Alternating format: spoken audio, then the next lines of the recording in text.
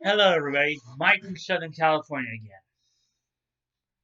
And on this episode of Voices Big and Small, we'll be focusing in on Calgary-based voice actor Scott Roberts, a fairly prominent individual um, up out of the Blue Water Studios. So here we go. Scott Roberts, the voice actor. I know there's a few people named Scott Roberts. So that's why we have to designate here. Born April 10th, 1978, is a Canadian voice actor, film actor, and stage actor. And that's all they have here on him, at least in terms of the basic biographical data. Now let's go through some of his works here.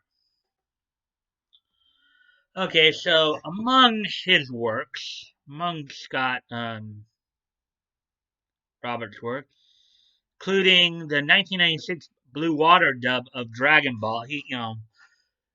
A lot of people, I know a lot of people are mostly aware of the Funimation dub, but Ocean and Blue Water have also dubbed Dragon Ball. Well, Scott Roberts is a part of the Blue Water dub of Dragon Ball. In 1996, he was the voice of Panpot or Pemput. Then in 2002, he was cast as the voice of George Desand and a guard in Mobile Fight of G Gundam.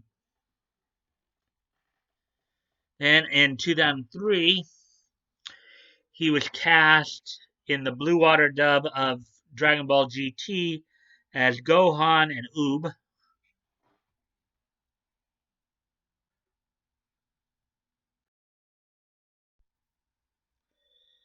Then in 2004, he was cast in the lead role of Flame of Recca as Rekka Hanabishi in the Blue Water dub of Flame of Recca. Um, that's an interesting one. I've seen that one. Flame of Recca is originally done by Studio Pierrot, the same studio that did, of course, Yu Yu Hakusho, Naruto, Bleach, among others. Um, Flame of Recca is based. So Recca was originally born during the time of the I guess the ninja clans. He was the son of a Koga clan member, Hokage clan member, and his mother sent him into the future to protect him from their enemies. And he grew up basically wanting to be a ninja. And he basically offer us he initially would challenge people that if anybody could beat him, he'd offer their services. He'd offer his services up to whoever would be able to beat him um, as a ninja. Um, he would eventually give his services to a young woman who would become his love interest, and basically things would play out. So it's basically one part action adventure, one part drama. Um, there's obviously a lot of fighting in it because it's ninja based anime. So um, and you got a lot of special powers too. Also has him trying to learn how to control 9 fire dragons. So it's a very interesting one to check out if you guys want to check that out. Um, Flame of Recca. Scott Roberts was cast as the lead of Rekka Hanabishi in it. Also in 2004, Scott Roberts was cast in Mobile Suit Zeta Gundam. G Gundam and Zeta Gundam were, of course, Blue Water, the Gundams that were dubbed by Blue Water. Um, among those he was cast as include Polly Bay, Seaman, Caesar, and Kai Shinden. So he was cast in Zeta Gundam as those characters. Then in 2006, he was cast as Kotaro Aiba in Full Moon Osagashite. Um, an idol-based anime. Um, Basically about a young girl who is able to make her wishes come true by, with the help of some magical creatures, of course, by drawing the things she wants. She initially started out as an artist, but eventually became. I'm sorry, that's Fancy Lala. I think I'm thinking of actually. But Full Moon Osagashite is also um, I magical girl idol based anime that's still pretty good to check out. Um, so as we then Scott Roberts was then cast as Ray Velt in the in Blue Water's dub of the 1999 version of Hunter x Hunter. That was the earlier Hunter x Hunter, not the one that ran on Toonami. This was an earlier one that was originally done in Japan back in 1999 that just went up to the Yorkview arc. Hunter x Hunter is a good anime, folks. I'd recommend watching both series. Obviously the newer one, the one that came out in 2011, is a little bit better because it goes further into the manga. The 99 one's pretty good too, though. If you like going up just through the Yorkview arc. Then starting in 2011, he would Scott Roberts would start his recurring role on Cardfight Vanguard as Shinita. Also in the first series, he was also cast as Naito, the school president. Cardfight Vanguard, of course, was originally produced by Bushiroad. It's another one of those trading card game animes, much like Yu-Gi-Oh! Chaotic. Something a bit more recent, of course. Another card game that got turned into an anime by Bushiroad, of course, was also Future Card Buddy Fight. I may get to that in a little bit here, but he would start his recurring role as Shinita on Card Fight Vanguard in 2011. And then in 2014, as I mentioned, Future Card Buddy Fight, another card game anime in which Scott was cast as Armor Knight Cerberus, kind of heavy, and Zwinder. 2014. Let's see. Also in 2014, Scott was cast as Hagataki in Beedom and Fire Blast. As I said, he reprised his role as Shinita in Cardfight Vanguard G 2015. He was also cast in Kisniver as Sugihito Yuta. Kisniver was an interesting anime. I recently watched that one. Kisniver was basically about a secret project designed to connect people to each other by connecting them through their pain. What they would do is they genetically grow children in a way to where they were all psychically connected to one another, to where they would be able to feel each other's pain. And it wasn't just physical pain either. It was social pain, emotional pain, mental pain, you name it. They were psychically connected to each other in order to feel pain.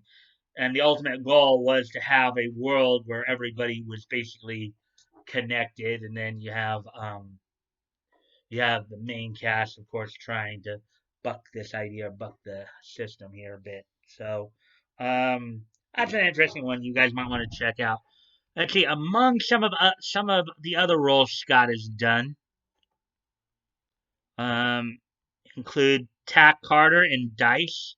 Some of you may have remembered D.I.C.E. because I think D.I.C.E. might have been like on 4Kids or one of the cable channels. Um, D.I.C.E. was basically, I think it was kind of a mecha slash mecha anime maybe. Let me see. I should probably look. And so I'm just doing this. Let's see. So DICE, it stood for DNA Integrated Cybernetic Enterprises. Yeah, mecha action anime. In Japan, I think it was known as Dino Breaker. Let's see, what does it say about the story here? In the Sarbillion Galaxy, there is an organization named DICE, an acronym for DNA Integrated Cybernetic Enterprises, help those in need. Among them, F-99 is the only unit composed entirely of children, often being trivialized by their young ages. DICE members use Radok to summon the guild suit or guild jacket to help them to gain some respect among suspicious locals. When a problem arises, DICE is called to the rescue with their Dino Breakers, which can transform into from vehicle mode to Dino mode. The um, the DICE team can always get the. No, basically they're basically you have kids who are piloting vehicles that turn into dinosaurs that go out and fight evil and all that, corruption and all that. So let's see. Let's look at some other. He was cast as Yasushi Omocha in DG Carrot Neo, which was he. DG Carrot Neo is a nice little slice of life one about an alien princess who comes to Earth to learn how to be more princess-like, and it's kind of a sweet one. Just how the you have her and her companion come to Earth, but they end up living with different families. She lives with basically a toy maker. Her companion, I think one of the names it uses chocolate, but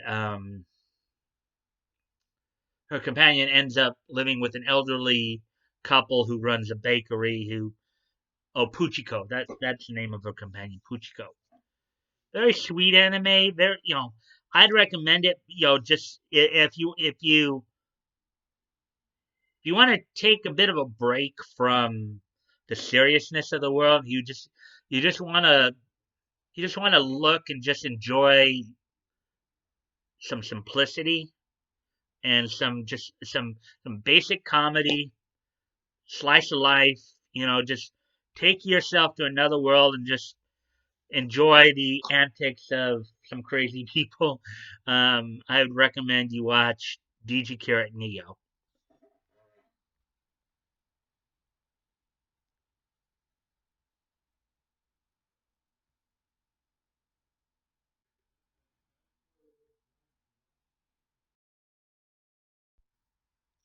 Okay, anyway, so back to it then. Let's see. He was cast as Yuichi Kudo in Doki Doki Schoolhouse. Another one I'd highly recommend, just simply because, again, another kind of slice of life one about basically it's a slice of life comedy type about a diminutive school teacher who at times seems actually less mature than her students. A diminutive high school teacher who actually a 27-year-old who at one moment will be acting like a little child, and the other time will be acting like an old woman. And the cast of characters in it, including the one Roberts voices Kudo, are quite a bit of um, crazy cast. It's another fun one to watch. You know,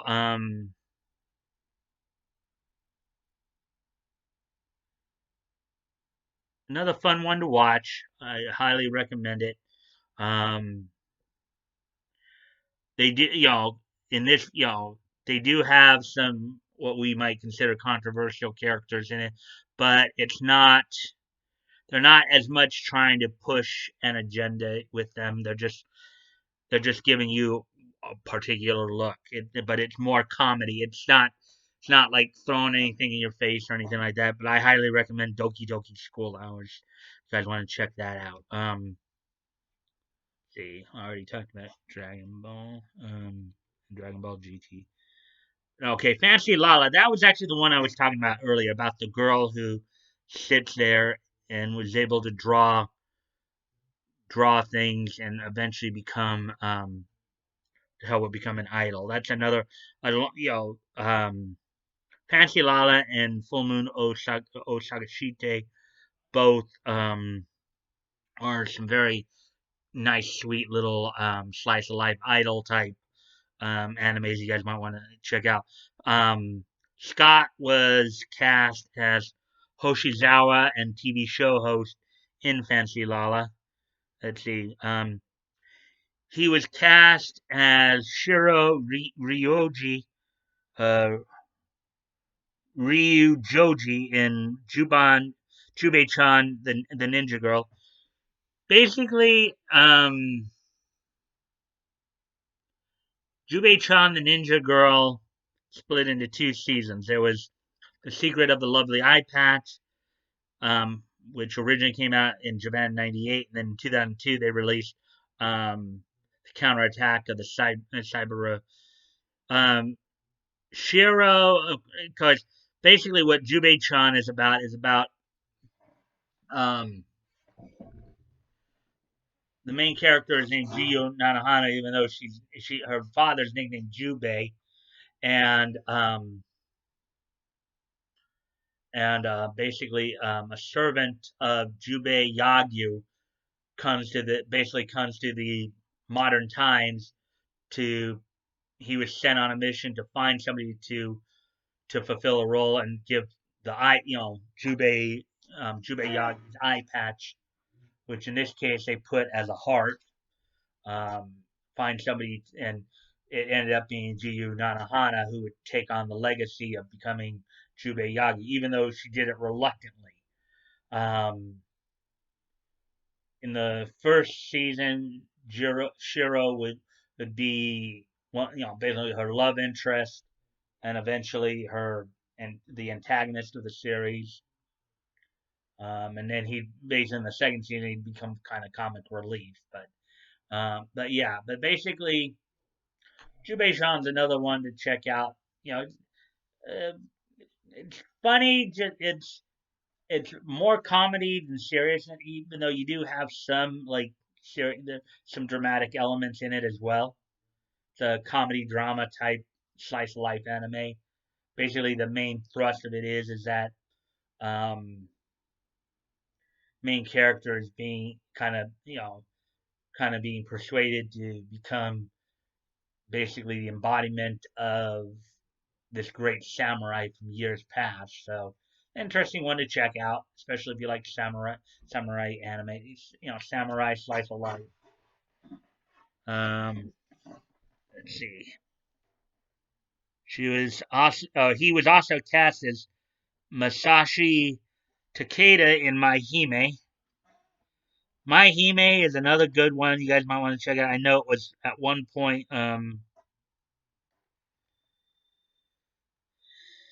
It was at one point. It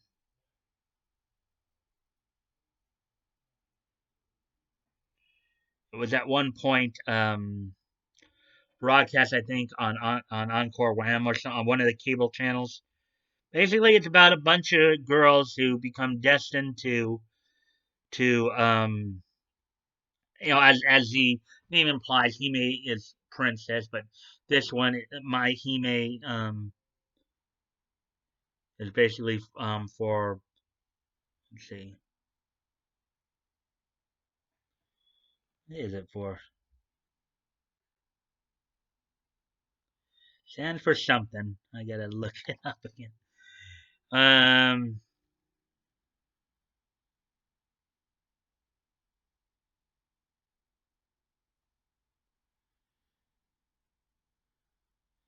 Okay. Well, anyway, so ultimately, it's here. Let's go ahead and read the plot then. So in My Hime, the story centers around Mai Tohika, a seemingly ordinary high school girl who has recently transferred to the prestigious Fuka Academy with her younger brother Takumi. The elite Fuka Academy harbors a number of mysteries involving both fellow students and staff. As they arrive at the academy, Mai finds herself bound to a child, a part spiritual, part mechanical creature that can only be summoned and controlled by girls with the Hime mark. Mai is told that there are 12 other girls who are similarly marked and that they must use their powers to protect everyone from orphans, monstrous creatures with abilities similar to the Hime's children. Mai is very reluctant to become involved at first because of her protective role towards her brother. However, the other Hime begin to manifest around her, each with very different motivations and goals for using or not using her powers. As the orphans become more numerous and more aggressive, even Mai and her friends are drawn into the conflict. But Mai and the other Hime soon find out the orphans are not the only kind of enemy they have to fight. And as the cause of all of this is revealed, they find themselves facing the dark secret about their destiny. So that's basically what My Hime is about, and extends to, of course, My Atome. It's a very good anime. There is some fan service in it. Of course, Scott Roberts was cast as Masashi Takeda in it.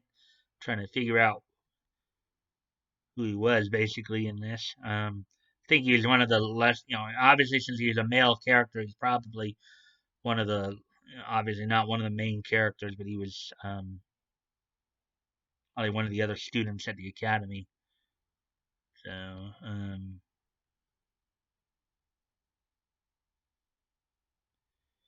yeah, I'm trying to find it, but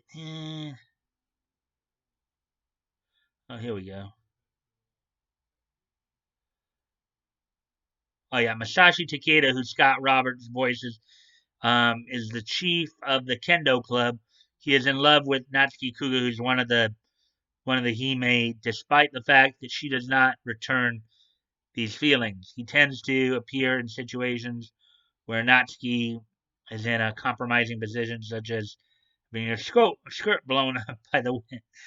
Okay, so yeah, that's who Scott voices now. He basically voices the Kendo Club captain, which kind of again a minor character in the series, probably there to put more comedic aspects to the anime.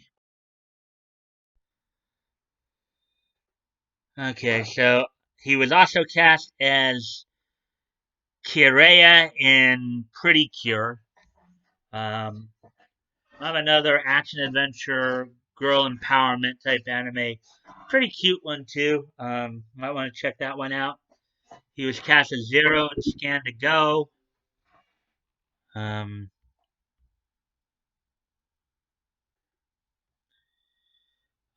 he was cast as Inumaru in Law of Ueki. Law of Ueki is another interesting one to check out. Basically, where teenagers are given powers by celestial beings, as the celestial beings are competing to become they're what they call god candidates, and the the one that the god gives their power to, the winner of these battles that they go through, ultimately wins the. He was also involved in. He was cast as the orange-haired Ulysses Tech, Hostage Handler One, and Ulysses Sonar Officer in Tideline Blue. These are more minor roles. Tideline Blue is kind of a naval submarine type adventure. There's cast as Haruki and Viper's Creed. Viper's Creed's a very good one. A mecha action anime with some kind of secret government plot stuff going on in it. Another one you guys might want to check out. Um, Very high powered, pretty good one. And then he was also cast as Hiltz in two of the Zoid series, Zoid's Chaotic Century and Zoid's Guardian Force. So that's pretty much that is pretty much the extent of Scott Roberts' anime work. Um, Again, you guys might want to check it out if you guys get a chance. It's, I think, one of the more prominent voice actors that comes out of Blue Water. You guys can check the links below. If you want to contact me directly, of course, my Twitter handle will be down there. Um, you can direct message me, or you can, of course, always comment on my videos my um, or my tweets. Um, as y'all know, I'm also promoting a bunch of different dub companies. Might want to check those sites out as well and check out the works that they do. You know, never know, you might like them, and if you do, you might want to invite the voice actors of those companies out to cons more. Because remember, Funimation and their voice actors are not the only game in town. They may be the biggest dub company right now, but they're not the only one. You guys can always, check out the other works um, and start inviting other voice actors out to conventions as well. Um, and then, of course, I'm still promoting the GoFundMe's, Vic's GoFundMe, the Ortiz family GoFundMe, and Tug's Indiegogo. Even though Tug said, I think he said that he was going to be shutting that down at the end of the month. He's pretty much just about finished getting all the money that he feels he needs for the, and he surpassed his goal a long time ago, his initial goal. So that's just great. So I know a lot of people have been helping out there. Um, and with that, if you guys like this content, please consider liking, commenting, sharing, and subscribing. Um, in the notification bell. I will always, I always look forward to conversing with you guys and talking to you guys. I always look forward to the back and forth. I hope to see you at the premiere of this episode when it comes on. And if not, you guys can always catch a break because I keep them up. This will be in the Voices playlist, of course. As you guys know, I also do when I do anime convention previews on Tuesdays. Those are in the On the Mic playlist. So always keep that in mind. I want to get this information out to you guys to just show you there are some other options for you to check out. So with that, I'll end that here. I hope I'll be talking to you at the premiere when this premieres. If not, I will see you. I'll see you on Monday. Um, so I will talk to you guys later. Bye.